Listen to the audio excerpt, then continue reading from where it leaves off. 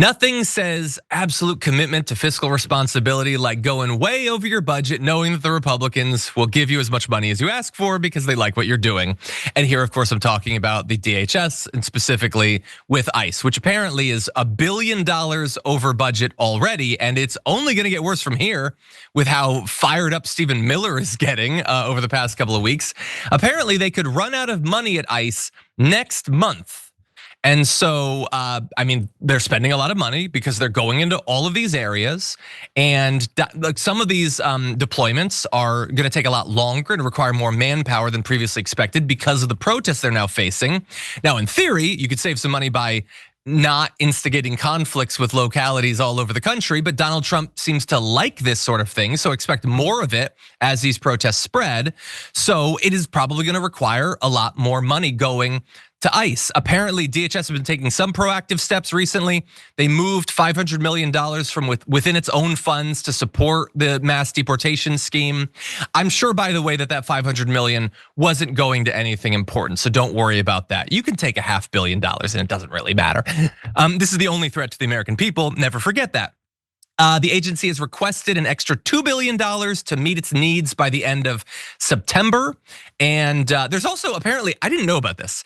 There's an Anti-Deficiency Act, which bans agencies from obligating or spending federal funds that have not been congressionally appropriated.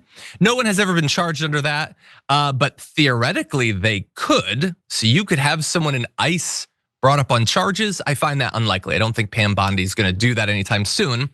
But anyway, they're trying to raise the number of daily deportations to like 3,000 a day, which is very difficult and very expensive. And so they're gonna require a lot more money. And that money is certainly, they're already talking about budgeting that for future years, but they're not waiting to ramp up the deportations, Alex. So it seems like they're gonna need some sort of, I don't know, a small piece of legislation to ram this through. I don't know, what do you think? Well, Trump's way of doing things is basically to, ask for forgiveness, not permission. That's his operating philosophy. And so I'm just gonna do it, and there's a threat, and we'll figure out the bills later. I mean, it's not exactly like throughout his life, paying people on time has been a huge theme, right? Yeah, it's like true. do what he needs to do. The other thing that, and there's been so much made here in California about this fight over the National Guard. And the real reason it seems to be that the National Guard was brought in here was not to protect the federal building so they could just stand there in a line.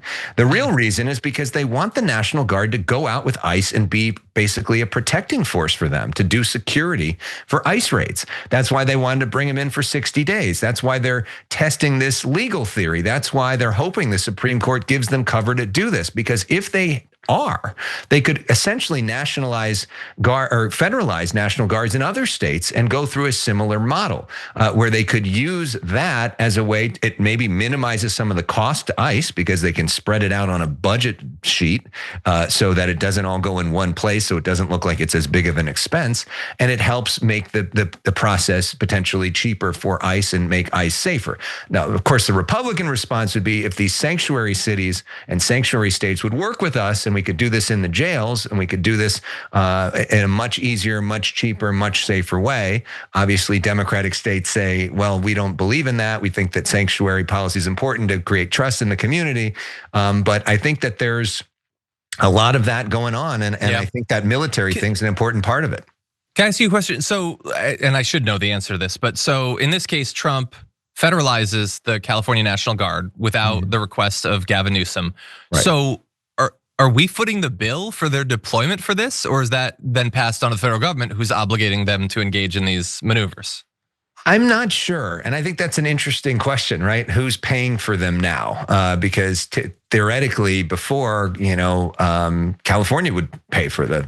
So now how is that budget being moved? But my guess is if you're looking at the budget in Congress, even if it is both federal government expenditures, if it's of a different budget line, National Guard and ICE, that may be easier for them to sort of hide stuff or move stuff around in terms of not having, like you just reported, this massive, over budget number for ICE. Yeah. Yeah. So look, there's a couple ways you could try to resolve this. I have a while. I'm not an expert, obviously. I'm not an elected official. I would say we don't spend billions and billions of dollars clearing day laborers out of Home Depot parking lots, and we save a bunch of money and put it into actual crises. That would be my idea, but I've never been elected to anything.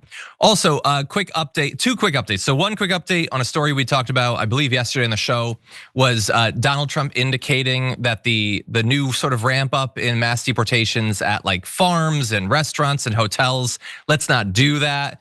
They're apparently, that's not actually government policy. Apparently, the ICE officials, Homeland Security, they're saying that no, they're still ramping up in those areas, which I'm not super surprised by. I feel like Stephen Miller is tapped into what's actually being done a lot more than Donald Trump with the social media activity. That said, maybe he'll put some pressure on them in the future. Also, we just got a heads up from a member from Canadian in Hawaii. We're gonna look into this. We'll see. But one of the New York mayoral candidates was apparently detained by ICE. So it's I believe he's the current controller, I believe, of New York City. So yeah, there's no peace from these developments. Yeah, I mean, and there's every indication that Trump plans to ramp it up. I mean, that whole idea, you kind of got a sense last week when he said maybe we don't go into farms and hotels, including maybe some of his places, where they may or may not have employed some illegal people in the past, and then you thought maybe things are going to get not as bad, but then you see they're changing that policy. He puts out a very, very inflammatory statement saying we're going to target blue states and blue cities and basically doubling down on this policy. So for those that were hoping that we kind of were past this and maybe we could take a deep breath, it seems like Trump is saying the opposite and seems to think that it is to his personal political benefit to keep this conflict going. I wonder though if the Iran thing distracts him, honestly, because it becomes such a big story. Will the ICE thing sort of not be as front and center in his mind because he's busy doing something else? And could there actually lead to the cooling of the temperature in some of these blue cities? I think that's a plausible theory, but also maybe if it's less front of mind for him, maybe he's less in charge of what's being done. Right, and Stephen Miller maybe it falls to Stephen Miller or Holman or yeah, I don't know. If you enjoyed that, make sure that you never miss another video by subscribing. And if you want a little more, consider hitting the join button and becoming an actual member. But you're probably wondering, why the hell would I do that, John? First off, calm down. The stakes in this are very, very low. But also, when you click the join button and you become a member, you get access to bonus content that I make every week, and it's a ton of fun. You get access to tons of custom emojis and more besides that. By the way, if you join at tier 3, you even get access to a monthly member hangout with myself and other awesome people, and we always have a great time. By the way, you'll get all that going forward, but you also unlock years of the back catalog. That is literally 100 or more bonus clips, top 10 lists, debates, and more. What are you waiting for? Click the join button below. Your support powers our show, and we couldn't do it without you.